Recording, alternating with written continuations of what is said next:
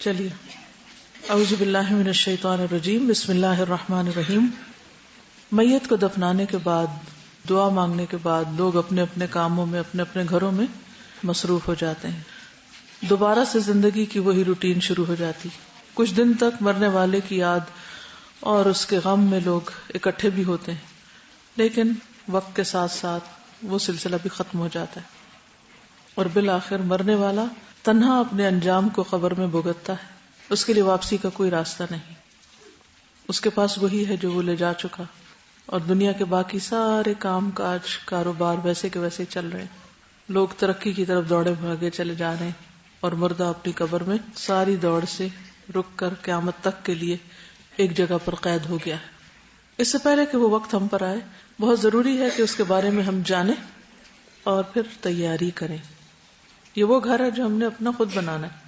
کوئی گھر ماں باپ فراہم کرتے ہیں، کوئی گھر ہمارے لیے ہمارے شوہر، کوئی ہمارے بچے، لیکن یہ گھر ہر ایک کو اپنے لیے خود ہی بنانا ہے۔ تو روز سوچئے کہ میرا گھر کیسا ہوگا، مجھے کیسا گھر چاہیے، اور جس کوالٹی کا، جس درجے کا، جس طرح کا چاہیے، اسی طرح کی محنت، کوشش اور اللہ سے طلب۔ ہم سب جانتے ہیں کہ قبر میں میت سے فرشتوں کے سوالات ہوتے ہیں۔ قبر کا عذاب اور آرام برحق اور سچ ہے۔ انسان جو روح اور جسم سے مل کر وجود میں آیا ہے، دراصل اس کی زندگی کا آخری اور لافانی دور تو وہی ہے جو یوم حساب کے فیصلوں کے بعد شروع ہوگا۔ البتہ اس دور کے علاوہ اس کی زندگی جن مختلف ابتدائی ادوار سے گزرتی ہے، وہ نہ صرف یہ کہ سب فانی ہے، بلکہ آگے کو رواں دواں ہونے کی صفت کی وجہ سے ان کے واپس پلٹنے کی گنجائش نہیں۔ خالق عظیم نے جسم بنایا، روح ڈالی، وہی روح جو عالم امر میں خالق نے پہلے سے تخلیق کر رکھی تھی۔ قرآن پاک میں اللہ تعالیٰ کا ارشاد ہے کہ بیٹوں سے ان کی پشتوں میں سے ان کی اولاد کو نکالا اور انہیں خود ان کی جانوں پر گواہ بنایا۔ کیا میں واقعی تمہارا رب نہیں ہوں؟ انہوں نے کہا کیوں نہیں، ہم گواہی دیتے ہیں۔ اس لیے کہ قیامت کے دن تم یہ نہ کہو کہ بے شک ہم اس سے غافل تھے۔ بہرحال اللہ تعالیٰ نے ہمیں بنایا، اور ہماری زندگی پیدائش سے پہلے بھی مختلف اطوار سے گزری، پھر پیدائش کے بعد بھی بچپن، جوانی، بڑھاپا، اور پھر اس کے بعد اگلے اطوار یا اگلے ادوار، جس میں قبر اور اس کا حساب کتاب، اور پھر وہاں سے اٹھ کر حشر میں حساب کتاب اور آخری منزل اور ہمیشہ کی زندگی انسان کو نصیب ہوگی۔ جس طرح دنیا کی زندگی میں ایک مخصوص وقت گزرتا ہے، اسی طرح قبر میں بھی ایک مخصوص وقت تک کے لیے ہم ہوتے ہیں۔ دیکھیے کہ ایک وہ وقت تھا جب آدم کی پشت سے آپ کو پیدا کیا گیا، اور آپ انتظار میں رہے یہاں تک کہ آپ دنیا میں آ گئے۔ وہ مدت، وہ عرصہ، وہ وقت کتنا تھا، کچھ معلوم نہیں ہمیں۔ هل اتى على الانسان حين من الدهر لم يكن شيئا مذكورا۔ انسان تو تھا، لیکن اس کو پتا نہیں کہ وہ کہاں تھا، اور اس کا کوئی ذکر بھی نہیں تھا، نام بھی نہیں تھا۔ پھر ماں کے پیٹ میں 9 مہینے، پھر اس کے بعد دنیا میں۔ زندگی کا ایک بڑا عرصہ 6، 7، 8، 10 سال تک کہاں رہے؟ غفلت کا، بے ہوشی کا۔ پھر انسان سوچ سمجھ کی عمر کو پہنچتا ہے، شعور کو، بلوغت کی عمر کو، جوان ہوتا ہے۔ پھر چند سال ہوتے ہیں کہ پھر دوبارہ حافظہ ختم ہونے لگتا ہے، اور پھر بڑھاپے میں قدم رکھ لیتا ہے، اور پھر اگر زندہ رہے بھی تو کچھ کرنے کے قابل نہیں ہوتا۔ تو موسٹ پروڈکٹیو زندگی کب ہو سکتی؟ بہترین حصہ کون سا ہے؟ اس وقت آپ میں سے میجورٹی کے پاس ہے، لیکن افسوس یہ کہ شیطان عمر کے اسی حصے کو لغویات میں اور فضولیات میں کہہ کر کہ ابھی تو تم جوان ہو، کھانے پینے اور عیاشی کرنے کے دن ہیں، اس لیے ابھی آخرت کے بارے میں مت سوچو۔ لیکن بہت جلد وہ وقت آ پہنچتا ہے کہ کبھی جوانی میں ہی موت آ جاتی ہے، اور کبھی بڑھاپے کے بعد۔ پھر قبر کی زندگی ہے، تو قبر کی زندگی کتنی طویل ہے؟ برزخ کا قیام کتنا ہے؟ 9 مہینے، 10 سال، 40 سال، 100 سال، کوئی پتہ نہیں، اللہ کے علم ہے۔ کیونکہ قیامت کا علم اللہ کے پاس ہے، وہی جانتا ہے کہ کب کون دنیا سے جائے گا اور کب کون قبر سے اٹھے گا، وہی اٹھائے گا سب۔ حشر کا ایک دن، ٹائم لائن بنائیے نا، حشر کا دن کتنا؟ 50,000 سال، اس کے بعد جنت ہے، جہنم، اور وہ مدت اور وہ زندگی کتنی؟ ہمیشہ، انفینٹ۔ اب آپ مجھے یہ بتائیے کہ کرنے کا وقت کتنا سا ہے؟ بس اس سارے میں پیچھے بھی چلے جائیے، آگے بھی چلے جائیے، بیچ میں چند سال، کیا اس میں ہم اللہ کی اطاعت میں اپنا وقت نہیں گزار سکتے؟ کیا ہم اپنے جان مال جسم روح دل دماغ ہر چیز سے اللہ کو راضی کرنے کے لیے کوشش نہیں کر سکتے؟ چند سالوں کی تو بات ہے. ہم نے کیوں یہ سوچ لیا کہ یہ چند سال صرف کھانے پینے اور بد پرہیزیاں کرنے اور عیش و عشرت کرنے کے اور حرام کام کرنے کے، اور پھر بڑھاپے میں توبہ کر لیں گے. کون جانتا بڑھاپا آتا ہے کہ نہیں آتا.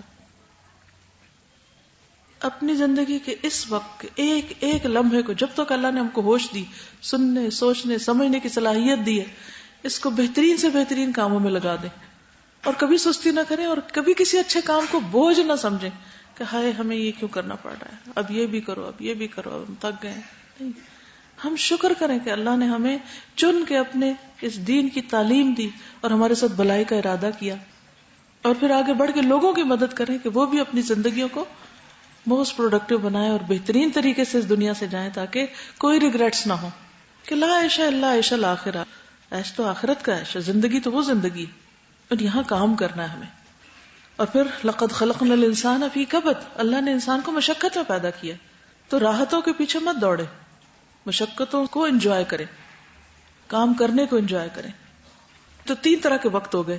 ایک ہے جو بالکل غفلت کا وقت ہے، ایک وہ وقت ہے جو شعور کا وقت ہے، اور ایک وہ وقت ہے جو پھر غفلت کا، اور اس کے بعد پھر جزا کا اول دور جو پورے شعور میں ہے انسان کے لیے. انسان کے لیے وہ وقت کیسا ہوگا؟ بے ہوشی کا نہیں ہے قبر کا وقت، بلکہ ہوش و حواس کا وقت ہے. اور پھر آخرت کا تو ایک ایک مرحلہ انسان کے سامنے ہوگا. تو عقل مندی اس میں ہے کہ جس وقت کو ہم بے شعوری میں گزارنا چاہتے ہیں اس کو بھی باشعور بنا لیں، جاگتے رہیں، جاگ کر زندگی بسر کریں اور اپنے کل کے لیے کچھ کر لیں. یا ایھا الذین آمنوا اتقوا اللہ ولتنظر نفس ما قدمت لغد واتقوا اللہ. اللہ سے ڈرو، اور چاہیے کہ ہر شخص دیکھے کل کے لیے کیا کیا ہے، قبر کا گھر کیسا تیار کیا اور آخرت کا کیسا، اور اللہ سے ڈرو. تو اللہ کا ڈر جو ہے وہی اس زندگی کو بہتر بنا سکتا ہے. قبر کی زندگی کیسی زندگی؟ ہر ایک کی قبر کا ایک بار بھینچا جانا، ہر ایک کی قبر اس کو بھینچتی، حق کرتی. نبی صلی اللہ علیہ وسلم نے فرمایا قبر کو ایک مرتبہ بھینچا جاتا ہے، سکڑتی. اگر کوئی شخص اس عمل سے بچ سکتا تو وہ سعد بن معاذ ہوتے. کبھی آپ کو بھیڑ سے، رش سے، دبنے سے، کراؤڈ سے وحشت تو نہیں ہوتی؟ میرا سانس رک جائے گا، کلاسٹروفوبیا تو نہیں؟ وہ کہتی کہ میں عمرے پہ گئی، اتنا رش ہوتا تھا کہ میں کعبے کی طرف جا نہیں پاتی، تو میں رونا شروع کر دیتی تھی کہ I can't breathe. پھر قبر میں اندھیرا. رسول اللہ صلی اللہ علیہ وسلم نے فرمایا یہ قبریں اپنے رہنے والوں پر اندھیرے سے بھری ہوتی ہیں، اور اللہ ان کو میری نماز کی وجہ سے روشن کر دے گا. یعنی نماز جنازہ جو آپ لوگوں پہ پڑھتے تھے. اندھیرے سے ڈر لگتا ہے، اندھیرے سے خوف آتا ہے، اندھیرے سے وحشت ہوتی. اندھیرا بے چین کرنے والی چیز ہے.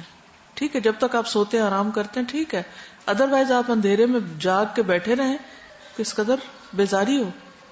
قبر میں عقل کا لوٹایا جانا. عبداللہ ابن عمر سے مروی ہے کہ ایک مرتبہ رسول اللہ صلی اللہ علیہ وسلم نے قبروں میں امتحان لینے والے فرشتوں کا تذکرہ کیا. عمر رضی اللہ عنہ کہنے لگے اے اللہ کے رسول، کیا اس وقت ہماری عقلیں لوٹا دی جائیں گی؟ آپ نے فرمایا ہاں بالکل آج کی طرح. یہ مسند احمد کی روایت. بالکل آج کی طرح تم ہوش و حواس میں ہوگے، عقل میں ہوگے، پتہ چل رہا ہوگا یہ کیا ہو رہا ہے، یہ اندھیرا ہے، یہ کیڑا ہے، یہ فلاں ہے. مومن اور قبر کی زندگی، جان نکالنے کا مرحلہ. ان الذين قالوا ربنا الله ثم استقاموا تتنزل عليهم الملائكة الا تخافوا ولا تحزنوا وابشروا بالجنة التي كنتم توعدون. بے شک وہ لوگ جنہوں نے کہا اللہ ہمارا رب ہے، پھر خوب جمے رہے، ان پر فرشتے اترتے، یعنی موت کے وقت جو فرشتے آتے ہیں ان کے پاس، کہتے نہ ڈرو نہ غم کرو، اس جنت سے خوش ہو جاؤ جس کا تم وعدہ کیے جاتے ہو. یعنی ان کے لیے خوشخبری لے کر آتے ہیں. الذین تتوفاہم الملائکۃ طیبین یقولون سلام علیکم، سلام کرتے ہوئے آتے ہیں. ادخلوا الجنۃ بما کنتم تعملون. تو جنت کا ٹکڑا بن جاتی ہے قبر ان کے لیے. ادخلوا، کہاں داخل ہو جاؤ اس وقت؟ موت کے بعد، یعنی چلو جنت کی طرف بڑھو. نبی صلی اللہ علیہ وسلم نے فرمایا بندہ مومن جب دنیا سے رخصتی اور سفر آخرت پہ جانے کے قریب ہوتا ہے تو اس کی طرف آسمان سے روشن چہروں والے فرشتے آتے ہیں، گویا کہ ان کے چہرے سورج کی طرح ہوں. ان کے پاس جنت کا کفن، جنت کی حنوط ہوتی، تحد نگاہ بیٹھ جاتے ہیں دور تک جہاں تک کوئی دیکھ سکے. ملک الموت سرہانے آ کے بیٹھ جاتے ہیں، کہتے ہیں نفس مطمئنہ، اللہ کی مغفرت اور خوشنودی کی طرف چلو. چنانچہ اس کی روح اس طرح بہہ کر نکل جاتی جیسے مشکیزے کے منہ سے پانی کا قطرہ. ملک الموت اسے پکڑ لیتے ہیں اور دوسرے فرشتے پلک جھپکنے کی مقدار بھی اس کی روح کو ملک الموت کے ہاتھ میں نہیں رہنے دیتے. وہ تو لیتے ہیں اور فوراً، جیسے ڈاکٹر ڈلیوری کے وقت بچے کو جو لے رہا ہوتا ہے لے کے فوراً آگے ہینڈ اوور کرتا ہے، بلکہ ان سے لے کر اسے کفن میں لپیٹ کر پھر اپنی لائی ہوئی حنوط مل کے لے جاتے ہیں. اس کے جسم سے ایسی خوشبو آتی جیسے مشک کا ایک خوشگوار جھونکا جو زمین پر محسوس ہو سکے. پھر فرشتے اس روح کو لے کر اوپر چڑھ جاتے ہیں. تو روح کے ساتھ تو یہ انجام ہوتا ہے کہ وہ اوپر چلی جاتی، اب باقی جسم رہ جاتا ہے. موت کے وقت مومن اللہ سے ملاقات کو پسند کرتا ہے کیونکہ اسے جنت کی خوشخبری مل چکی ہوتی ہے. ایمان والوں کی روح کا آسمانوں پر استقبال ہوتا ہے. تحیتہم یوم یلقونہ سلام وأعد لہم اجرا کریما. ان کی دعا جس دن وہ اس سے ملیں گے سلام ہوگی، اور اس نے ان کے لیے باعزت اجر تیار کر رکھا ہے. یعنی یہ قیامت کے دن بھی، جنت میں بھی، اور اس سے پہلے بھی جب روح جاتی تو ان کے اعزاز کے ساتھ استقبال. حدیث میں آتا ہے، سنن ابن ماجہ کی روایت ہے، فرشتے مومن کی روح کو آسمان کی طرف چڑھا لے جاتے ہیں. آسمان کا دروازہ کھلتا ہے، پوچھا جاتا ہے یہ کون ہے؟ کہا جاتا ہے فلاں شخص ہے. کہتے ہیں مرحبا پاک نفس جو پاک بدن میں تھا.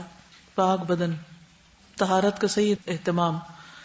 داخل ہو جاؤ اے قابل تعریف شخص، اور خوش ہو جاؤ اللہ کی رحمت سے اور خوشبو سے، اور اس مالک سے جو تجھ پر ناراض نہیں ہے. برابر اس سے یہی کہا جاتا ہے، کیا؟ اے پاک نفس جو پاک بدن میں تھی، داخل ہو جاؤ اے قابل تعریف اور خوش ہو جاؤ اللہ کی رحمت سے اور خوشبو سے، اور اس مالک سے جو تجھ پر ناراض نہیں.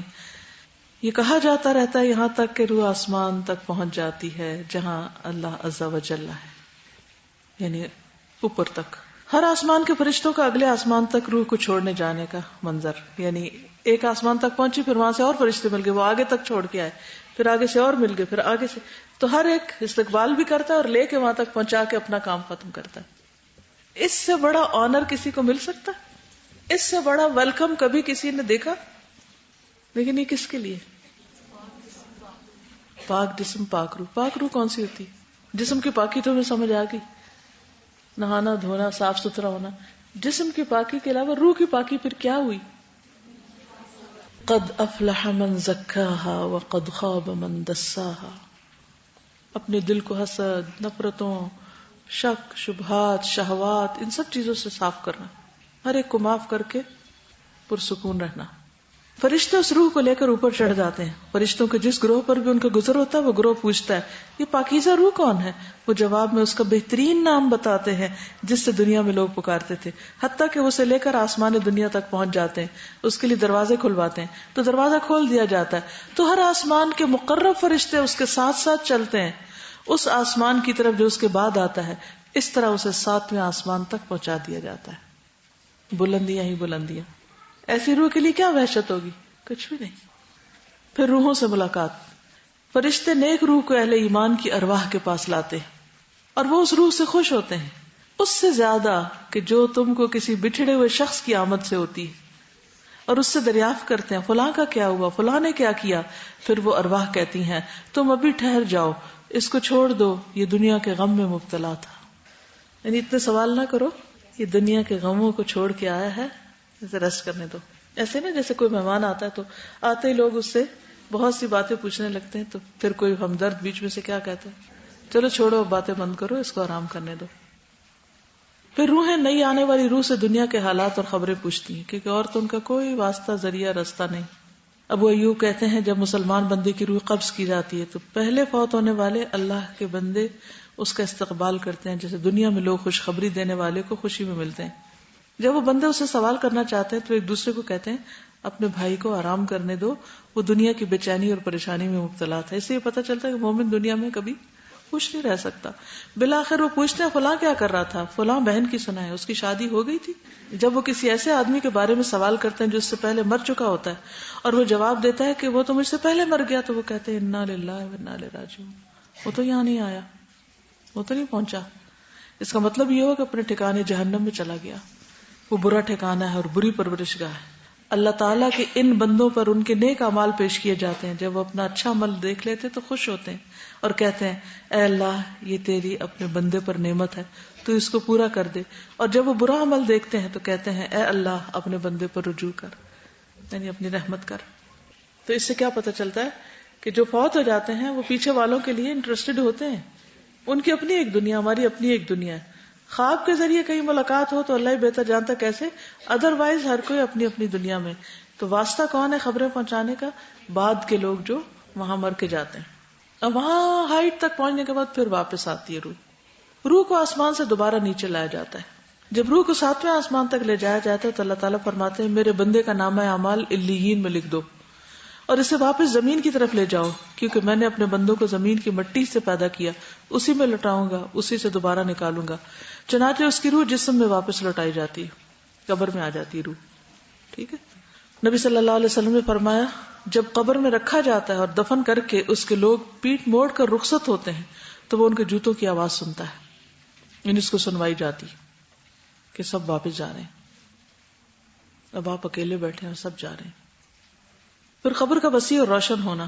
ابو ہریرہ کہتے ہیں رسول اللہ صلی اللہ علیہ وسلم نے فرمایا مومن شخص اپنی قبر میں سبز باغیچے میں ہوتا ہے تو اس کے لیے اس کی قبر کو 70 ہاتھ کشادہ کر دیا جاتا ہے. باغ ہے 70 ہاتھ بڑا، 70 گز لمبا، اور اس کے لیے 14ویں کے چاند کی طرح روشنی کر دی جاتی ہے، جیسے رات کے وقت کوئی اپنے باغ میں بیٹھا ہو.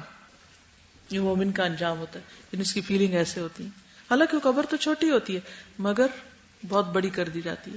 منکر نکیر. رسول اللہ صلی اللہ علیہ وسلم نے قبر میں میت سے سوالات کرنے والے فرشتوں کے بارے میں فرمایا ان کا رنگ سیاہ اور ان کی آنکھیں نیلی ہوں گی.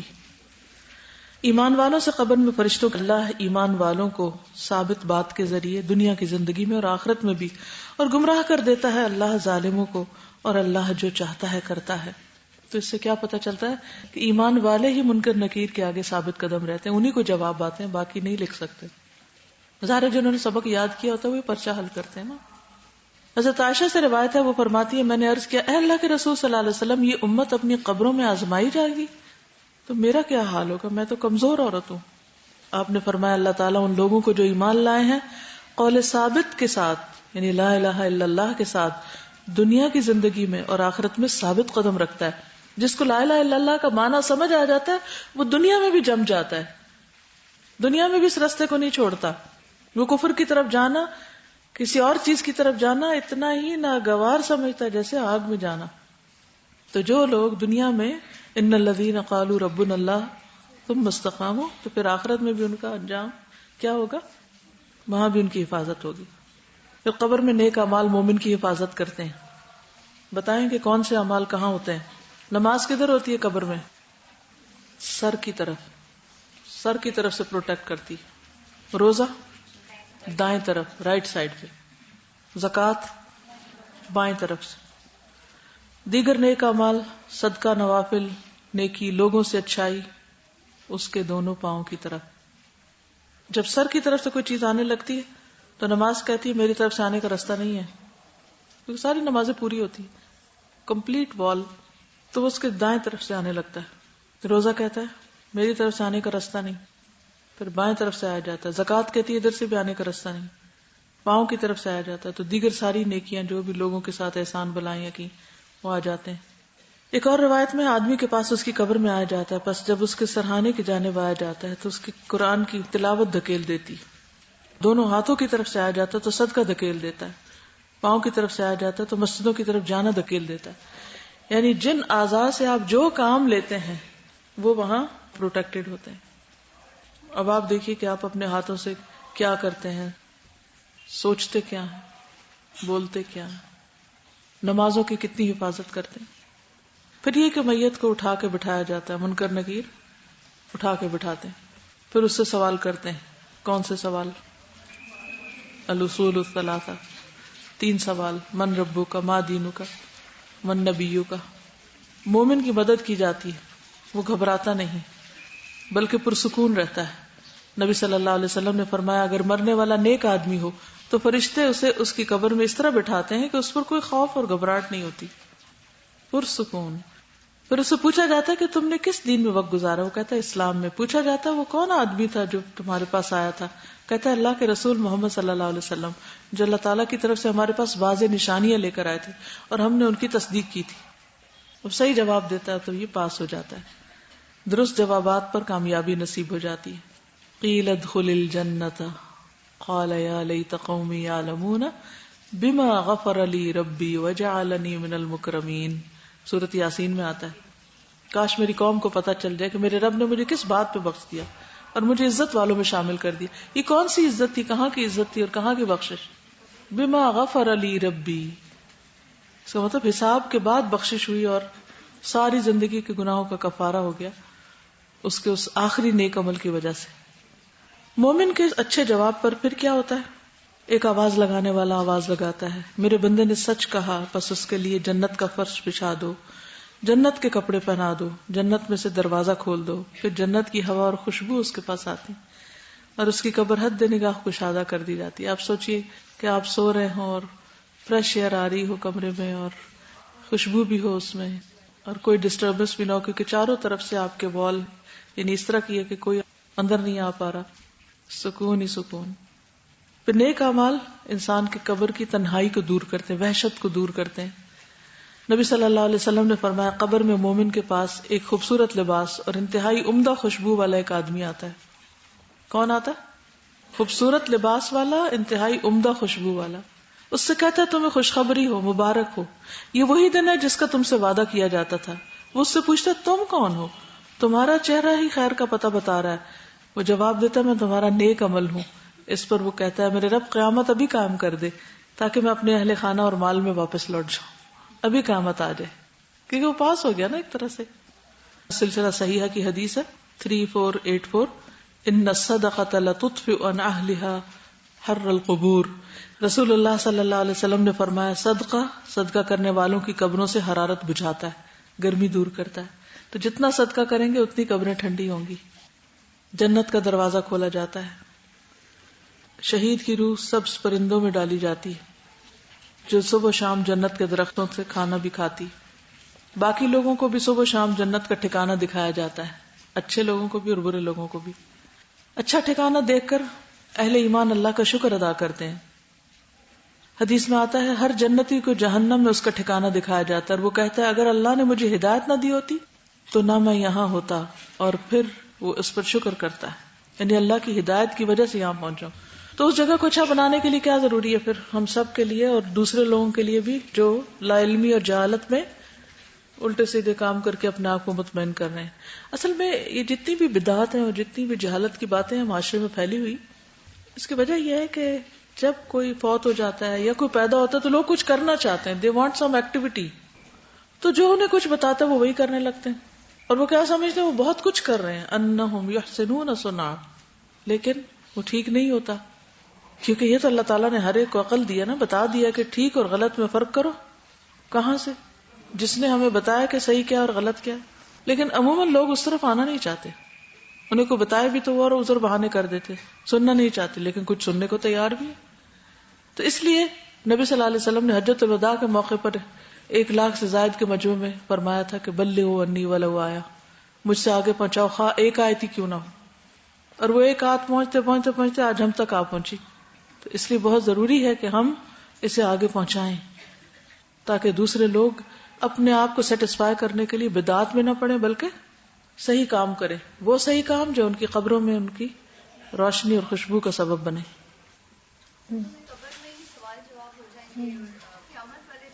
جی یہ پوچھ رہی ہیں کہ اگر قبر میں حساب کتاب ہو گیا اور سب کچھ ہو گیا تو قیامت والے دن کے حساب کتاب کا کیا مقصد ہے. کبھی آپ نے کوئی کسی گورنمنٹ جاب کے لیے انٹرویو دیا ہو, کبھی ایڈمیشن کے لیے آپ کہیں گئے ہوں, پہلا مرحلہ کیا ہوتا ہے؟ سیدھے ہی جا کے تو جس نے آپ کا فیصلہ کرنا ہے اس کے دفتر میں پہنچ جاتے ہیں. کیا ہوتا ہے؟ انٹری ٹیسٹ ہوتا ہے, اس کے پاس اپلیکیشن ہوتی ہے, پھر اپلیکیشن جہاں آپ سبمٹ کراتے ہیں اس میں کچھ سوال ہوتے ہیں. کبھی آپ نے ویزا اپلیکیشن بھری ہے, وہاں کچھ سوال لکھے ہوتے ہیں, وہاں بھی سوال لکھے ہوتے ہیں. پھر جب آپ کو ویزا دینا ہوتا ہے پھر آپ انٹرویو دینے جاتے ہیں, کچھ سوال ہوتے ہیں وہاں. جی جی ایسے سوال ہوتے ہیں جو منکر نکیر بھی شاید نہ کریں آپ سے. جی پھر اس کے بعد کیا ہوتا ہے؟ جب آپ امیگریشن پہ پہنچتے ہیں جس ملک کے لیے آپ جاتے ہیں وہاں سوال ہوتے ہیں, تو آپ ان کو یہ کیوں نہیں کہتے وہ جو آپ نے پیپر میں لکھے تھے وہ کافی نہیں تھے, یا وہ جو آپ نے اپنی ایمبیسی میں ہم سے پوچھے وہ نہیں کافی تھے؟ اب ہر وقت سوال پوچھ رہے ہیں. ہر مرحلے کا اپنا ایک تقاضا ہے اور اللہ تعالیٰ نے یہ سلسلہ ایسے رکھا ہے کیونکہ اب دیکھیے فوتگی کے بعد قیامت تک کی یہ ایک زندگی ہے، برزخ کی زندگی، اس میں بھی خوشی اور غم ہے. اس کی خوشی اور غم کے لیے سوال ہو رہے ہیں یہاں کہ اس کو کیسے گزرنا ہے. جب قیامت آ جائے گی تو یہ زندگی دوبارہ ختم ہو جائے گی. دیر از اندر اینڈ ٹو دس لائف، قبر کی لائف، اور پھر ایک اگلا مرحلہ شروع ہوگا، پھر وہاں الگ سوال ہوں گے. رائٹ؟ جو جنت اور جہنم کا بھی حال دکھا دیا جائے گا نا، تو پھر اس میں مجھے تھوڑا سا کنفیوژن ہے. دیکھیے شارٹ لسٹ کرتے ہیں نا، یہ لفظ ہے نا شارٹ لسٹنگ، لیکن وہ فائنل ڈیسیژن نہیں ہوتا. شارٹ لسٹنگ ہوتی جاتی پھر آگے جا کر تو جو شارٹ لسٹنگ کے بیچ کا ٹائم ہوتا ہے اس میں بھی ایک ہوپ ہوتی ہے نا. اور پھر وہ ان کو ٹاپ پہ نہیں بھی رکھتے تو کہاں رکھتے ہیں؟ نہیں، ویٹنگ لسٹ کے علاوہ بھی کہیں نہ کہیں لگا دیتے ہیں. CSS کیا کسی نے؟ آپ میں سے کسی نے ایگزام دیا ہو تو آپ کو پتا ہے کہ اس میں جو ٹاپ کے لوگ ہوتے ہیں ان کو کہیں اور لے جاتے ہیں جو اس سے کم، اس سے، اور پھر باقیوں کو صاف کر دیتے ہیں. اسی طرح آخرت کا حساب کتاب اس لیے کہ وہاں کس درجے تک کس نے پہنچنا ہے، ایگزیکٹ پلیسمنٹ وہاں ہوگی، کس گروپ میں جانا ہے، کس سیکشن میں آپ کا داخلہ ہوا ہے، کس ایریا میں آپ جائیں گے، کہاں رہیں گے، کیا کیا کریں گے، کیا نہیں. تو یہ پروسیسز ہیں، رائٹ، جس کے بعد آپ اپنی اصل منزل تک پہنچیں گے. کچھ لوگ بلا حساب جائیں گے، کچھ کا حساب ہوگا، ٹھیک ہے نا. تو کچھ لوگوں کا تو اگلا حساب ہے ہی نہیں، وہ پہلے سے ساکت ہو گیا. کچھ کا بس اتنا ہی کافی ہے. کئی لوگ تو کہتے ہیں کہ یہ اللہ تعالیٰ تو بہت انصاف کرنے والے ہیں، تو جو پہلے فوت ہو گئے وہ اتنا عرصہ قبر میں عذاب یا اس کیفیت میں رہیں گے. بہت اچھا سوال ہے کہ کچھ لوگ پہلے فوت ہو گئے وہ ابھی سے عذاب بھگت رہے ہیں، کچھ ہمارے بعد فوت ہوں گے ان کا جب شروع ہوگا. دیکھیے کہ جب ہم اس دنیا سے نکل جاتے ہیں نا، فوت ہو جاتے ہیں، تو جس دنیا میں جاتے ہیں نا وہاں ہم اس ٹائم کی لمٹ سے باہر آ جاتے ہیں. ٹھیک ہے نا. یہ ٹائم کہاں کے لیے؟ اس دنیا کے لیے نا. آپ کو پتا ہے مریخ پہ ٹائم اور طرح ہے، مریخ کا دن اور طرح ہے. سارے پلانٹس پہ ایک دن کی جو مقدار ہے وہ فرق ہے. کوئی دن 1000 سال کے ہیں، کوئی 50,000 سال کا ہے. اب یہ اللہ کو پتا ہے کون کب فوت ہوا. اس کو اتنے وقت میں اس برے عمل کی اتنی سخت سزا دینی ہے، اس کو 4 ڈگری دینی ہے، اس کو 10 ڈگری دینی ہے. یہاں پہ اسٹوڈینٹس آتے ہیں تو جو بہت شوق سے آتے ہیں، بڑے اس بات پہ خوش ہوتے ہیں ہمارا ایڈمیشن ہو گیا، ایک مرحلہ امتحان کا پاس ہو گیا. پھر جب وہ کلاس میں انٹر ہوتے ہیں تو پتہ چلتا ہے اب تو شروع ہوا ہے، پھر انہیں وہ مشکل لگنے لگتا ہے. پھر جب 10 پاروں سے گزرتے ہیں تو انہیں لگتا ہے کہ اچھا اب تو 10 ہو گئے، اب شاید آگے آسان ہوگا. پتہ چلتا ہے اگلے 11 پارہ اس سے زیادہ مشکل ہے. پھر جب 30 پارے ہو جاتے ہیں انہیں لگتا ہے اب ختم ہوا، لیکن پریکٹیکل شروع ہو جاتا ہے. وہ اور مشکل ہے. تو اس میں یہ ہے کہ ہر مرحلہ جو ہے وہ اس کا اپنا ایک امتحان ہے اور اپنے ایک لائف. ایک اور بات یہ کہ یہ سب باتیں تو ٹھیک ہے، ہم اپنی اپنی عقل کے مطابق ان کو جسٹیفائی کر رہے ہیں، لیکن حقیقت یہ ہے کہ یہ سب کچھ چونکہ اللہ سبحانہ وتعالیٰ نے بتایا اور ہمارا کام ہے ایمان لانا اور ہم اس کو مانتے ہیں. ہمیں نہیں پتا کیسے ہوگا لیکن یہ ہوگا ضرور. جب جنت اور دوزخ دکھا دی جائے گی تو یہ بتا دی جائے گا کہ تم نے دوزخ میں جانا ہے، تم نے جنت میں جانا ہے. صرف ڈیمو دکھائیں گے یہ بھی ہو سکتا ہے اور یہ بھی ہو سکتا ہے. نہیں یہ نہیں کہ یہاں بھی ہو سکتا ہے، وہ تو اللہ ہی کو پتا ہے، لیکن یہ ہے کہ یہ تمہارا ٹھکانہ ہے، یعنی کہ جنت میں تم جانے والے، اس کو خوشخبری سنا دی جاتی. دیکھیے جو قیامت کا دن ہے نا، اگر آپ عقیدہ پڑھیں گے نا تو انشاءاللہ اس میں دیکھیں گے کہ اس دن کے جو مناظر اور اس دن کی جو تپش اور دھوپ اور پیغمبر جو ہیں وہ تک گھبرا اٹھیں گے. تو وہ دن ایک الگ پھر ایک نیا امتحان ہے. ٹھیک ہے نا. مثلاً اگر کوئی آپ کو یہ بتا بھی دے، مثلاً آپ کی شادی ہوئی کسی دوسرے ملک اور آپ کو کوئی بتائے آپ کا گھر بہت ہی اچھا ہے، فلاں سٹوری پہ ہے، اتنا بڑا ہے، ایسا ہے ویسا ہے، تو آپ کہا میں ابھی پہنچ جاؤں وہاں. پھر آپ کو کیا کرنا پڑتا ہے؟ ویزا لگوانا پڑتا ہے، ادھر سے گزر ادھر سے گزر ادھر سے ادھر، الٹیمیٹلی جا پہنچتے ہیں آپ. ٹھیک. اسی طرح آخرت میں بھی چاہے وہ جنت میں کسی نے جانا ہے، مگر یہ بیچ کے سفر جو ہے اس کے بھی مرحلے. میں اس کو اس طرح سے سمجھتی ہوں کہ مطلب پہلے سے انجام بے شک بتا دیا جاتا ہے کہ تمہارا یہ ٹھکانہ ہوگا، لیکن قیامت کے دن وہ ایک حجت پوری ہونی ہے، عدالت لگنی ہے، گواہیاں ہونی ہیں، وہ پورا پروسیس اللہ تعالیٰ کر کے حجت تمام کر دیں گے. بالکل صحیح. دنیا میں جو ہم اچھے برے اعمال کرتے ہیں تو اس کا اتنا کانسیکوینس ہمیں دنیا میں تو نہیں فیل ہوتا، لیکن اللہ کے ہاں چونکہ ان کا اتنا زیادہ ڈفرنس ہے ان کے مقام میں اور ان کے نتیجے میں کہ مجھے یہ لگتا ہے کہ قبر میں بھی جو یہ سارے مرحلے ہیں یا حشر میں اور قیامت میں، یہ سب انسان کو دکھانے کے لیے کہ تمہارا ہر عمل جو ہے وہ کس لائق تھا اور اس کا کیا انجام ہے. تو قبر میں اس کو ایک جھلک دکھائی جاتی ہے اور وہاں پہ اس کو کمپلیٹ اس کا جو ہے وہ حقیقت سامنے آ جائے گی. چلیے چیپٹر مکمل کر لیں اور اس کے بعد میں چاہتی ہوں کہ ایٹ لیسٹ جو ہونے والا وہ تو پتہ چل جائے, اس پر تو ایمان لے آئیں, باقی پر غور و فکر جاری رہے گا آپ کا انشاءاللہ. اچھا آگے چلتے ہیں. قبر میں سکون. قبر میں اپنا ٹھکانہ دیکھ کر جنتی جو ہے وہ شکر ادا کرتا ہے. قتادہ کہتے ہیں ہمیں یہ بات بتائے گی کہ مومن کی قبر 70 ہاتھ کشادہ کر دی جاتی اور قیامت کے دن تک کے لیے اس کی قبر کو خوش سبزے سے یعنی گرینری سے بھر دیا جاتا ہے. گرینری کی فیلنگ بھی ہوتی ہے. اور پھر یہ بھی کہ وہ اہل خانہ کو اطلاع دینا چاہتا ہے جلدی. وہ کہتا ہے مجھے چھوڑ دو, میں اپنے گھر والوں کو خوشخبری دوں, لیکن اسے کہا جاتا نہیں اب آرام کرو. یہ مسند احمد کی حدیث ہے. مومن کو وہاں سلا دیا جاتا ہے یعنی آرام کرنے کو کہا جاتا ہے. اس لیے قیامت کے دن وہ کہیں گے کہ ہمیں کس نے ہماری خوابگاہوں سے اٹھا دیا. مومن کے لیے جہنم سے دوری ہے. ان الذین سبقت لهم منا الحسنى اولئک عنها مبعدون. وہ لوگ جن کے لیے ہماری طرف سے پہلے بھلائی طے ہو چکی وہ اس سے دور رکھے گئے ہوں گے. وہ اس کی آہٹ نہیں سنیں گے اور اس میں جسے ان کے دل چاہیں گے ہمیشہ رہنے والے ہیں. وہم فی مشتہت انفسہم خالدون. انہیں سب سے بڑی گھبراہٹ غمگین نہ کرے گی اور انہیں آگے لینے کے لیے فرشتے آئیں گے. یہ ہے تمہارا وہ دن جس کا تم وعدہ دیے جاتے تھے. پھر کسی بھی انسان کے لیے سب سے بڑی خوشخبری کا آغاز موت کے وقت شروع ہوتا ہے. دنیا میں جتنی بھی خوشیوں کی خبریں آپ نے سنی ہیں وہ کوئی حیثیت نہیں رکھتی. سوچئے وہ کون سا دن کون سا موقع تھا جب آپ بہت خوش ہوئے یا کوئی خوشخبری پائی, لیکن وہ سب ہیچ ہیں اس خوشخبری کے مقابلے میں جو موت کے وقت فرشتے آ کے دیتے ہیں. کیا یا ایتھا النفس المطمئنہ, نیک روحیں, نیک لوگ, جہاں یہ روح بھی جا شامل ہوگی. اور یہ بات 3 مواقع پہ کہی جائے گی. موت کے وقت, قیامت کے روز جب اٹھ کے دوبارہ حشر کے میدان میں حساب کے لیے جائیں گے, اور جب اللہ کی عدالت میں پیش ہونے کا موقع ہوگا. اس وقت یہ لوگ ہر گھبراہٹ سے دور رکھے جائیں گے. اولئک عنہا مبعدون. ہر مرحلے پر ان کو اطمینان دلایا جائے گا. ان کے لیے بہترین میزبانی ہوگی, بہترین استقبال ہوگا, بہترین مقام ہوگا. پھر یہ کہ قبر میں انبیاء کے جسموں کو مٹی نہیں کھاتی. ان کے لیے قبر کا مقام بھی اور قبر کا قیام بھی بہت خوشگوار ہوتا ہے. ہشام بن عروہ اپنے والد سے روایت کرتے ہیں کہ ولید بن عبد الملک کے زمانے میں جب سیدہ عائشہ کے حجرہ مبارک کی دیوار گر گئی تو اسے بناتے وقت ایک پاؤں نظر آیا. لوگ گھبرا گئے اور سمجھے کہ یہ نبی کریم صلی اللہ علیہ وسلم کا پاؤں ہے. کوئی آدمی ایسا نہیں تھا جسے آپ کا پاؤں مبارک پہچاننے کا یقینی علم ہو, پہچان نہیں سکتے تھے.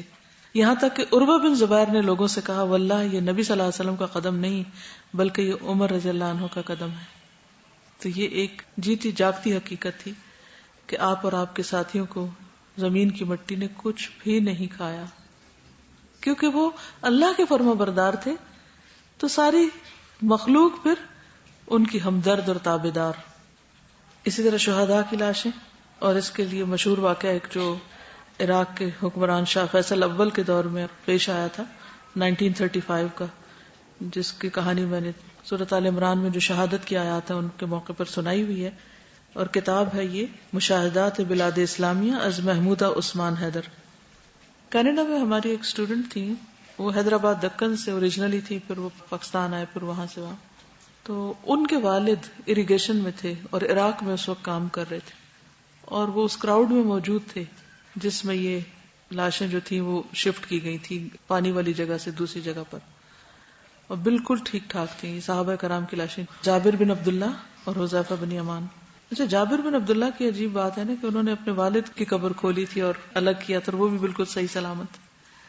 تو ہمیں سوچنا چاہیے کہ ہمارے کون سے ایسے اعمال ہیں کہ جس کی وجہ سے ہمارے ساتھ ایسا سلوک ہو, اور ہماری جو خاص طور پر جو پاکیزگی اور طہارت کا معاملہ ہے, صفائی ستھرائی کا معاملہ ہے. اس کے برعکس اللہ کے نافرمانوں کی موت جو غافل ہیں, اقترب للناس حسابهم وهم فی غفلۃ معرضون, غفلت میں منہ موڑنے والے, بات ہی نہیں سنتے, سننا ہی نہیں چاہتے.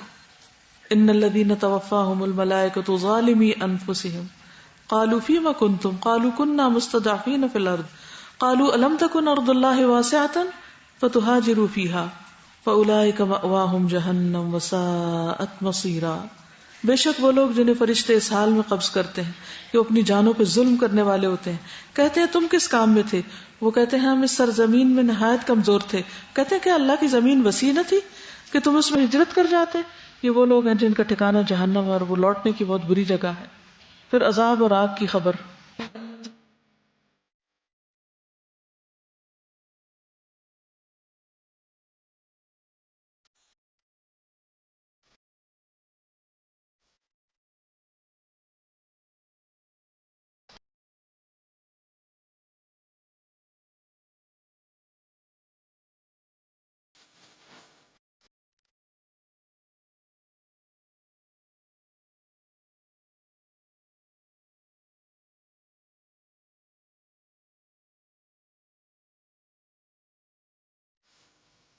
یہاں تک کہ جب ان میں سے کسی کے پاس موت آتی ہے تو وہ کہتا ہے میرے رب مجھے واپس بھیجو تاکہ میں جو کچھ چھوڑ آیا اس میں کوئی نیک عمل کر لوں۔ ہرگز نہیں، یہ تو ایک بات ہے جسے وہ کہنے والا ہے، اور ان کے پیچھے اس دن تک جب وہ اٹھائے جائیں گے ایک پردہ ہے۔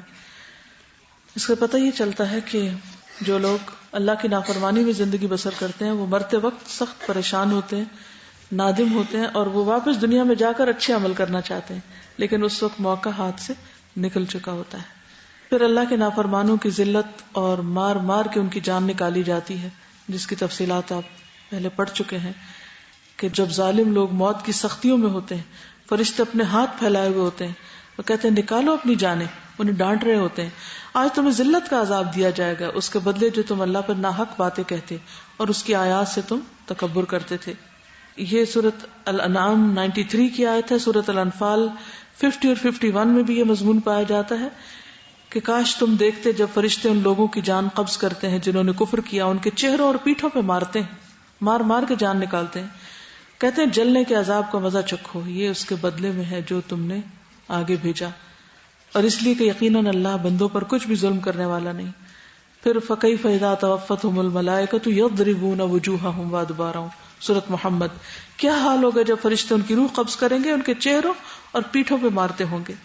پھر قیامت کے دن وہ انہیں رسوا کرے گا، یعنی اس وقت بھی، موت کے وقت بھی، اور پھر آخرت میں بھی۔ پھر اسی طرح جیسے مومن کی موت کا منظر ہے، کافر کی موت کا منظر بھی ہے، اسی طرح فرشتے آتے ہیں اور اس کے پاس بیٹھتے ہیں اور ان کے پاس ٹارٹ ہوتے ہیں، ملک الموت سرہانے بیٹھتے ہیں، اس سے کہتے ہیں اے نفس خبیثہ، اللہ کی ناراضگی اور غصے کی طرف چل۔ یہ سن کر روح اس کے جسم میں دوڑنے لگتی ہے اور ملک الموت اسے اس طرح کھینچتے ہیں جیسے گیلی اون سے سیخ کھینچی جاتی ہے، اور اسے پکڑ لیتے ہیں۔ فرشتے ایک پلک جھپک نہیں مقدار میں اسے نہیں چھوڑتے اور اسے ٹاٹ میں لپیٹ لیتے ہیں۔ گندا بدبودار کپڑا ہوتا ہے، ٹاٹ ہوتا ہے، بوری ہوتی ہے جس میں وہ لپیٹ کے اوپر لے جائی جاتی۔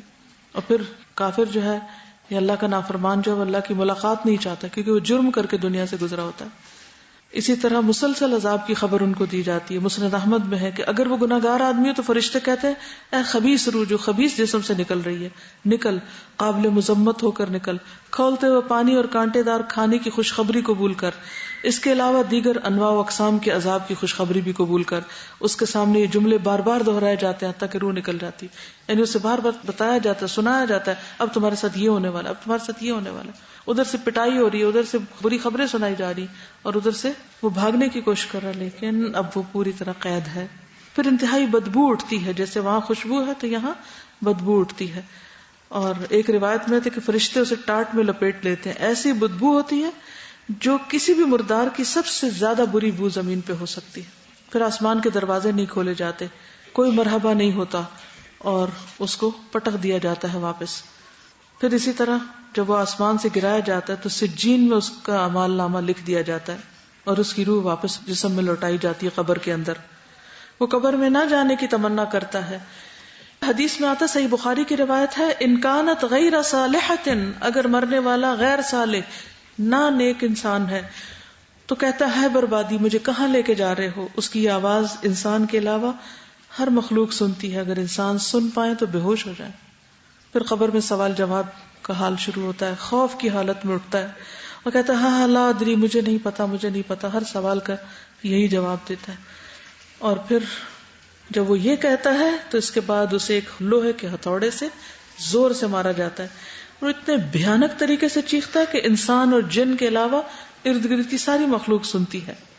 پھر آسمان سے ایک منادی آواز لگاتا ہے، اس نے جھوٹ بولا، اس کے لیے آگ کا بستر بچھا دو، اسے آگ کا لباس پہنا دو۔ جہنم کا دروازہ کھول دیا جاتا ہے جہاں سے گرم ہوا آتی ہے، قبر تنگ کر دی جاتی ہے کہ پسلیاں ایک دوسرے کے اندر پھنس جاتی ہیں۔ پھر اس کے پاس ایک بدصورت آدمی گندے کپڑے پہن کے آتا ہے جس سے بدبو آ رہی ہوتی ہے، اس سے کہتا ہے تجھے خوشخبری، مبارک، یہ وہی دن ہے جس کا تجھ سے وعدہ کیا گیا تھا۔ وہ پوچھتا تو کون ہے؟ تیرے چہرے سے ہی شر کی خبر معلوم ہوتی ہے۔ وہ کہتا ہے میں تیرا گندا عمل ہوں۔ وہ کہتا ہے میرے رب قیامت نہ قائم کرنا۔ اندھا بہرا فرشتہ مقرر کر دیا جاتا ہے جو خوب مارتا ہے اس کو۔ اس کے پاس لوہے کا ایسا ہتھوڑا ہوتا ہے کہ اگر وہ پہاڑ پہ مارا جائے تو پہاڑ ریزہ ریزہ ہو جائے، اس سے وہ مار پٹائی ہوتی ہے اس کی، یہاں تک کہ مشرق اور مغرب کے بیچ کی ہر چیز سنتی ہے سوائے جن و انس کے، اور وہ مردہ بھی مٹی ہو جاتا ہے، پھر دوبارہ روح ڈالی جاتی، پھر مٹی ہو جاتا ہے، پھر روح ڈالی جاتی، اور اس طرح اس کو سزا دی جاتی، اور پھر اس کی قبر تنگ کر دی جاتی، اس پہ سانپ مسلط کر دیے جاتے ہیں، اور 70 اس میں سے اژدہے ہوتے ہیں، ہر اژدہے کے 7 سر ہوتے ہیں، اور وہ قیامت تک اسے ڈستے اور نوچتے رہتے ہیں۔ یہ حدیث صحیح الترغیب والترہیب کی ہے۔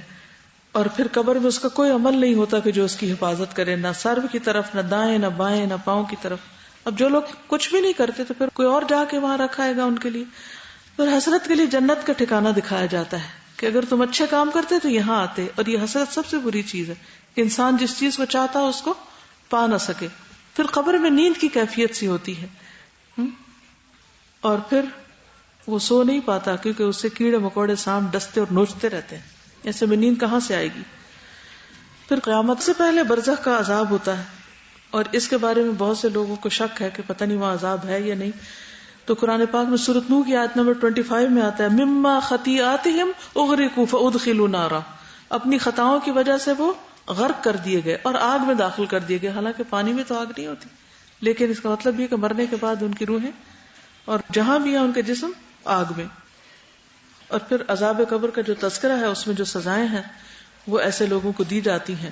نبی صلی اللہ علیہ وسلم نے فرمایا اگر مجھے یہ خطرہ نہ ہوتا کہ تم مردوں کو دفن کرنا چھوڑ دو گے تو میں اللہ سے دعا کرتا کہ وہ تمہیں عذاب قبر سنوا دیتا، ایک دفعہ تم سن لیتے اس کو۔ نبی صلی اللہ علیہ وسلم نے فرمایا میری طرف وحی کی گئی ہے کہ تم لوگ قبروں میں فتنہ دجال کی طرح یا اس سے قریب قریب آزمائے جاؤ گے، یعنی سخت امتحان ہے۔ یہ سن کر مسلمانوں نے چیخنا اور رونا چلانا شروع کر دیا کہ اتنی سخت جگہ ہے وہ، اور ہم کن خوش فہمیوں میں مبتلا ہیں۔ پھر نافرمانوں کے لیے قیامت اور اس کے بعد کا عذاب رسوائی ہے۔ تو اصل خوش نصیب وہ ہے جو عذاب قبر سے بچتا ہے۔ مجھے وہ ایک عمل بتائیے کہ جس کی وجہ سے انسان عذاب قبر سے محفوظ رہے گا۔ سورۃ ملک پڑھنا، شابش۔ اور جنرلی تو نیک عمل سارے انسان کو فائدہ دیں گے، لیکن وہ خاص عمل بتائیے کہ جس کو کرنے سے انسان قبر کے عذاب سے محفوظ رہے گا۔ سرحدوں کی حفاظت کرنے والا۔ نبی صلی اللہ علیہ وسلم نے فرمایا جو شخص اللہ کے راستے میں سرحدوں کی حفاظت کرتے ہوئے فوت ہو جائے اللہ اس کا اجر جاری رکھتا ہے یہاں تک کہ دوبارہ جی اٹھے اور وہ قبر کے عذاب سے محفوظ رہے گا۔ یعنی جو پہرا دیتے ہیں اللہ کے راستے میں، اپنے سے کسی ذاتی کام کے لیے نہیں بلکہ اللہ کے راستے میں، کتنا بڑا اجر و ثواب ہے۔ اسی طرح شہید جو ہے اس کا پہلا قطرہ خون کا گرتے ہی سارے گناہ معاف، جنت میں اس کا ٹھکانہ دکھایا جاتا ہے، ایمان کا حلہ پہنایا جاتا ہے، حور عین سے نکاح ہوتا ہے، عذاب قبر سے محفوظ کیا جاتا ہے، فزع اکبر یعنی بڑی گھبراہٹ سے محفوظ کر دیا جاتا ہے، اس کے سر پہ وقار کا تاج رکھا جاتا ہے جس کا ایک ایک یاقوت دنیا و ما فیہا سے بہتر ہوگا۔ پیٹ کے مرض سے فوت ہونے والا جو ہے عذاب قبر سے محفوظ رہے گا۔ جمعہ کے دن یا جمعہ کی رات میں فوت ہونے والا عذاب قبر کی آزمائش سے محفوظ رہے گا۔ سورۃ الملک قبر کے عذاب سے روکنے والی۔ نبی صلی اللہ علیہ وسلم اور صحابہ عذاب قبر سے پناہ مانگا کرتے تھے۔ کون سی دعا تھی؟ اللہم انی اعوذ بک من عذاب جہنم واعوذ بک من عذاب القبر واعوذ بک من فتنة المسیح الدجال واعوذ بک من فتنة المحیا والممات۔ آپ سب کو آتی؟ اگر آتی تو ٹھیک، نہیں آتی تو یاد کر لیجئے۔ سیدنا عبداللہ بن عباس کہتے ہیں کہ رسول اللہ صلی اللہ علیہ وسلم صحابہ کرام کو یہ دعا اس طرح سکھاتے جس طرح انہیں قرآن مجید کی صورتیں سکھاتے تھے، اور کہتے اللہم انا نعوذ بک من عذاب جہنم واعوذ بک من عذاب القبر واعوذ بک من فتنة المسیح الدجال واعوذ بک من فتنة المحیا والممات۔ رسول اللہ صلی اللہ علیہ وسلم نے فرمایا جب جنتی لوگ جنت میں پہنچ جائیں گے اور جہنمی جہنم میں تو اس وقت موت کو لایا جائے گا، جنت اور جہنم کے درمیان اس کو ذبح کر دیا جائے گا. ایک منادی یوں آواز دے گا، اہل جنت اب تم کو موت نہیں، اور اہل جہنم تم کو بھی موت نہیں. اس وقت جنتیوں کو خوشی پر خوشی ہوگی اور جہنمیوں کو رنج پہ رنج ہوگا. تو اچھے اعمال کے ساتھ دعائیں بھی کرنی چاہیے کہ اللہ تعالیٰ اس فتنے سے محفوظ رکھے. آمین. فرانس میں قبرستان کے حالات بتا رہے تھے نا آپ کو، تو یہ کسی نے لکھا ہے کنسیشن کے نام سے. فرانس میں قبرستان کے اندر ضلعی انتظامیہ کی جانب سے دفن کیے گئے افراد کو جو زمین کرائے پہ دی جاتی ہے اس کی تفصیل ہے کچھ. فرانس کے مختلف علاقوں میں ایسی زمین کے ریٹ فرق ہیں. مختلف دورانیے کے لحاظ سے اس زمین کی 4 قسمیں ہیں. ٹیمپریری گرانٹ 5 سے 15 سال کے درمیان، 30s کنسیشن 30 سال کے لیے، اینیورسری کنسیشن 50 سال کے لیے، اٹرنل کنسیشن. ان سب میں سے 30 سال والے کنسیشن کی سب سے زیادہ مانگ ہے، کیونکہ ان میں سے ایک نسل کور ہو جاتی ہے، یعنی ایک نسل پوری پھر ختم ہو جاتی ہے. اسی طرح ایک دوسری تقسیم بھی ہے، فیملی کنسیشن، جہاں ایک خاندان کے افراد کو دفن کیا جائے گا. یعنی کنسیشن جو ہے نام ہے اس عمل کا کہ جو زمین مردے کے لیے الاٹ کی جاتی ہے اس پر ان کو دیا جاتا ہے کہ اگر فیملی رینٹ پہ لے گی، اور یہ ضلعی انتظامیہ کرتی ہے تو اس لیے وہ رینٹ پر ہی دیں گے. اور 30 سال کے لیے ہوگی تو کتنا ہوگا، 40 سال کے لیے تو کتنا. کلیکٹیو کنسیشن، خاندان کے علاوہ دوسرے لوگ اکٹھے دفن ہونا چاہیں. انڈیویجول کنسیشن، ایک شخص کے لیے. دفن کے لیے زمین حاصل کرنے کے لیے کون اہل ہے؟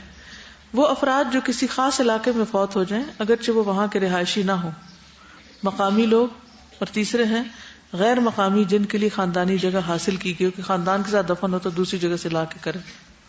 دورانی اور مقام کے مطابق ریٹ فرق ہے. مثال کے طور پر پیرس شہر میں 2 اسکوائر میٹر جو 30 سال سے زیادہ کے لیے ہو اس کی قیمت 2360 فرینکس ہے، جبکہ اسی قسم کی زمین ایونون میں 515 فرینکس کی ہے. اگر اس زمین کا کنسیشن تازہ رینیو کرانا ہو تو دورانیہ ختم ہونے سے 24 ماہ قبل رینیو کرانا ہوتا ہے، ورنہ ضلعی انتظامیہ کو یہ حق حاصل ہے کہ وہ زمین کو واپس اپنے قبضے میں لے لے یا فروخت کر دے. کراچی میں مجھے کسی نے بتایا کہ ان کے بردر ان لا کی ڈیتھ ہو گئی، نیو یارک میں رہتے تھے، پھر وہ وہاں سے آگے گئے. اگر یہ لگا سکتے تو پلیز چلا دیجیے تاکہ آپ ڈائریکٹ سنیں. یہ ہمارے جیٹ ہے جو نیو یارک میں مسجد کا بہت کام کر رہے تھے، لیکن ان کی بیوی جو ہے وہ تھی ساؤتھ امریکہ کی. تو انہوں نے اب آخر جب ضعیفی آ گئی دونوں کی تو سوچا کہ اب میں اپنے مکے کی طرف بہتر رہے گا میرا جانا. تو میاں کو انہوں نے پرسویٹ کیا کہ اب ہم برازیل جاتے ہیں، کیونکہ it is an easier place, آرام سے ہم وہاں گزارا کر لیں گے اپنی آخری زندگی. تو ہمارے جیٹ راضی ہو گئے اس میں، کیونکہ مجبور تھے اپنی صحت کی وجہ سے. تو گئے یہ لوگ وہاں پہ، لیکن وہاں پہ پھر نہ ان کو کوئی مسجد نظر آئی نہ کوئی مسلمان ملے. اچھا، یہ انہوں نے اپنی بیٹیوں سے رابطہ رکھا تھا وہاں پہ جو امریکہ میں تھیں اور موریشس میں بچے ان کے تھے، تو ان سے کہتے تھے برابر کہ یہاں کوئی مسلمان نہیں، مسجد نہیں. تو اتفاق یہ ہوا کہ تبلیغی جماعت گئی موریشس، وہاں سے ساؤتھ امریکہ سے، اور ان کی بیٹی سے ملاقات ہوئی موریشس میں کہ پتہ چلا ان کو کہ یہ تو برازیل کے ہیں. تو انہوں نے ان سے ان کا کارڈ لیا، وزٹنگ کارڈ، اور وہ اپنے پاس رکھ لیا اور ان سے کہا کہ میرے والد ہیں ساؤتھ امریکہ میں. تو اتفاق ہوا کہ ان کے والد اب بہت جلدی سے بیمار بھی ہوئے اور ان کے بالکل ان کا آخری وقت آ گیا. تو یہ بیٹی گئی فلوریڈا سے اپنے والد سے ملنے. پتہ ہی نہیں کہ یہ کیسی جگہ ہے، کہاں جاؤں، کیا کروں، نہ کوئی کسی سے تعلق. تو اس نے پھر وہی لوگوں کو کانٹیکٹ کیا، وہی آدمی کو، کہ میرے والد ایسے بیمار ہیں اور اگر آپ مجھے رہنے وہنے کی کوئی جگہ بتا دیں. تو انہوں نے کہا کہ میں آ جاؤں گا آپ کو لینے. وہ آئے لینے کے لیے، اور پھر پتہ چلا ان کے والد ہاسپٹل چلے گئے اور بہت سیریس ہیں. تو دونوں گئے ہاسپٹل ملنے کے لیے. تو ان کی وہ ماں بھی تھی سوتیلی، اور پھر ملاقات ہوئی تو سب ٹیوبس وغیرہ لگے ہوئے تھے. انہوں نے اپنے باپ کو کلمہ پڑھایا اور باپ ختم ہو گئے. نہلائے کون؟ نہلانے والا کوئی نہیں، بیٹی کو پتہ ہی نہیں کیا کرنا، اور ماں تو ویسے ہی تھی ساؤتھ امریکن، مسلمان ہو گئی تھی، پھر بھی کچھ علم نہیں. تو اب پریشانی ہوئی. تو یہ ایک آدمی تھے جو انہوں نے نہلایا. اب کفن کا کوئی انتظام نہیں، تو ہاسپٹل سے 2 چادریں لی اور اسی میں ان کو لپٹ کے اب دفنائے کہاں؟ مسلمانوں کا کوئی دفن کی جگہ نہیں. تو ان کو ٹیکسی میں یہ تینوں گئے، ان کے بھائی بھی تھے ان کی بیوی کے. تو وہ پہلے ہی پہنچ گئے قبرستان، جو 4 گھنٹے کا راستہ تھا دور. یہ لوگ 4 گھنٹے میت کو لے کے چلے اور وہاں پہنچے تو قبر تیار تھی، بھائی نے تیار کروائی تھی، وہ عیسائی بھائی نے. اب وہ ان کو جب پڑھنے والا کوئی نہیں، نماز جنازہ پڑھنے والا کوئی، وہ آدمی نے پڑھی. اب ان کو یہ کہتی بیٹی کہ مجھے تو پتہ بھی نہیں تھا کیا کرنا، میں تو سنتی ہی رہی. اچھا وہ کہتی میں نے دیکھا کہ قبر کے پاس ایک سفید ڈبہ رکھا ہوا ہے. اب وہ ڈبے میں کیا ہے مجھے نہیں پتا، لیکن پوچھنے جتنی میں ایموشنل اپسیٹ تھی کہ میں نے پوچھا بھی نہیں.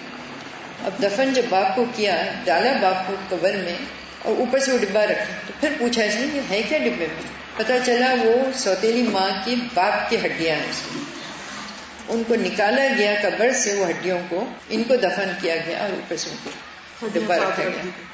یعنی مسلمان اور کافر ایک قبر میں اکٹھے ہو گئے، پتہ ہی نہیں کہاں واضح طور پر. اور وہ اتنا مسجد کے کام کر رہے میں بھی دفن نہیں کیا جا سکتا وہاں. اور یہ وہ ہے جنہوں نے نیو یارک میں مسجد بنوائی خود. قبرستان وہاں جو ہوتے ہیں نا، وہ ہمیشہ کے لیے نہیں کوئی دفن ہوتا. اس میں 30 سال 20 سال کے بعد اس میں سے ہڈیاں نکال کے نئے بندے کو دفن کر کے اس کے ساتھ ہی رکھ دیتے. شاید اسی لیے اللہ سبحانہ تعالیٰ نے ہمارے لیے کہا کہ مسلمانوں ہی کے قبرستان میں دفن ہو کے نیچے کی ہڈیاں، ہو سکتا ہے کسی کافر کو عذاب ہو رہا ہو اور اسی قبر میں مسلمان کو ڈال دیا جائے. اب آپ دیکھیے کہ کسی ایسی آبادی میں رہنا کہ جہاں کوئی بھی مسلمان نہ ہو، یا ہیں تو ان کے پاس تعلیم ہی نہ ہو، کس قدر خطرناک بات ہے. اور یہ بھی اتفاق سے یہ تبلیغی جماعت کے شخص موریشس گئے، جہاں ان کی بیٹی نے ان کا کارڈ لے لیا کہ اچھا آپ ساؤتھ امریکہ سے آئے ہیں، وہاں ہمارے ماں باپ ہوتے ہیں، کوئی مسجد نہیں کچھ نہیں، کیونکہ ظاہر مسجد بنوانے والے تھے تو بیٹی کو خیال آتا ہوگا. اور پھر یہ بھی اللہ کا کرم ہوا کہ وہ اینڈ ٹائم پر اس بندے نے فون اٹھا لیا اور وہ اس کو ایئرپورٹ سے لا کے ہسپتال لے گیا، اور پھر آخری وقت میں انہوں نے کلمہ پڑھا، اسی نے کفن، اسی نے دفن، اسی نے سب کچھ کیا. لیکن مسلمانوں کا قبرستان نہیں تھا اور ہڈیاں ساتھ کس کی ڈال دی گئی بیچ میں. اس لیے یہ تعلیم دینا اور لوگوں کو سکھانا اور بتانا فرض کے درجے میں ہے. ہر ایک کے ساتھ موت لگی ہوئی ہے. السلام علیکم. تازہ میں نے جمعے کو حبیبہ کو خواب میں دیکھا کہ وہ اپنے کمرے میں لیٹی ہوئی ہے اور ڈنڈے سے اپنے دروازے میں جیسے کوئی کھڑا ہے تو اس کو دھکیل رہی ہے اور کافی دیر وہ یہ کر رہی ہے. تو میں دیکھتی ہوں کہ شاید کو باہر اس کے دروازے پہ کھڑا ہے. تو میں اس کے ابو کو بلا کے لاتی ہوں تو وہ دیکھتے ہیں دروازہ کھول کے تو واقعی کوئی کھڑا ہوتا ہے. تو میں نے صبح اٹھ کے ان کو بتایا کہ اس طرح سے کچھ ہے. تو اتوار کو ہم لوگ اس کی قبر پہ گئے تو دیکھا کہ اس کی قبر کے اوپر جو یہ چمکیلے سے پنے سے ہوتے ہیں جو قبروں پہ پنیاں، جی وہ پوری چادر جو تھی اس کی قبر کے اوپر کسی نے ڈالی ہوئی تھی. تو وہ ہم نے اتاری اور وہ سارا وہاں سے سب کچھ سمیٹا اور لفافے میں ڈال کے جو ہے وہ گھر لے کے آیا. اور وہاں میں نے ان کو گھر سے سارا بتایا تھا کہ اس طرح سے ہوا ہے. تو میں نے کہا وہاں انتظامیہ سے ہم پوچھیں گے یہ کون کر رہا ہے. تو وہاں سے انہوں نے پوچھا تو وہ کہنے لگے کہ یہ ساتھ والی قبر کے جو لوگ آتے ہیں نا، یہ اس قبر پہ جب ڈالتے ہیں تو ساتھ اس پہ بھی ڈال جاتے ہیں. تو مجھے اتنا یعنی ہوا کہ اللہ پاک کتنے رحیم و کریم ہیں کہ وہ جس طرح باریکی سے دین کو سمجھتی تھی الحمدللہ اور اس پر عمل پیرا تھی. تو اللہ پاک نے اس کے جانے کے بعد اس کا، تو بیٹی یہی پوچھ رہی تھی کہ امی قبر کا ابھی اس مٹی کا بھی تعلق اس کے ساتھ کوئی ہے؟ تو یعنی اس سے یہ چیز پتہ چل رہی ہے کہ اللہ پاک نے بعد میں بھی اس کی قبر کو کس طرح الحمدللہ بدعات سے محفوظ کیا ہوا ہے. اللہ پاک کرم کرے ہم سب کے حال پہ. یہ اسی کی قسمت میں ہو سکتا ہے نا کہ مرنے کے بعد بھی بدعات سے بچے، جو زندگی میں بچنے کی فکر کرے گا. کتنا ضروری ہے کہ خود کو بھی اور گھر والوں کو بھی اور دوسروں کو بھی ان جنجالوں سے نکالیں. سبحانک اللہم و بحمدک اشہد ان لا الہ الا انت استغفرک و اتوب الیک. السلام علیکم و رحمۃ اللہ وبرکاتہ.